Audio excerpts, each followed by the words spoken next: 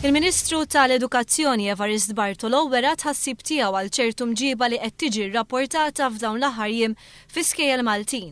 Imġieba li tinkludi fastidju sesswali, kliem goff u kliem ħażin mal-għalliema, anke fil-livell tal-primarja. Il-Ministru Bartolo qal li fil-klassi għandu jkun hemm ambjent tajjeb bejn l-għalliema u l-istudenti. Żied li trid tinbena sistema fejn ikun hemm rispett bejn min imexxi l-għalliema, it-tfal u l-ġenituri.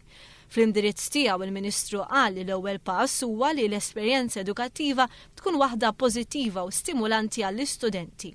Propju għalhekk li s-suġġetti jridu jiġu malma b'mod interessanti, għaliex jekk is-suġġetti jkunu irrelevanti għal ħajja tal-istudent, allura tista' twassalhom biex jirreaġixxu b'mod ostili.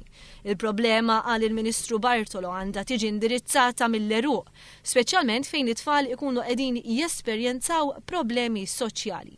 Skont studju jirriżulta li 22% ta' tfal u adolescenti huma f'faqar jew f'riskju ta' faqar. Din hija problema li trid tkun indirizzata aktar u aktar f'kuntest li 70% tal-formazzjoni ta' tfal tiġi mid-dar u mill-komunità. Għandu jkun hemm pont bejn x'jiġri fl-iskola u barra mill-iskola. Il-kodiċi tad-dixxiplina jrid jiġi mġeddet, kemm l-għalliema u anke l-istudenti se jiġu kkonsultati. L-aħħar ktieb tal-kodiċi ħareġ fl-2002. L-MUT se tkun involuta f'dan il-proċess ta' konsultazzjoni u l-kodiċi mistenni jitlesta sal-aħħar tas-sena. Il-President tal-MUT Kevin Bonello wera tħassib tiegħu għal każijiet ta' bullying u cyberbullying. Semma kif matul il-ġimgħa li għaddiet sar jaf bi 3 każi ta' theddid fuq lecturer fl-MCAST.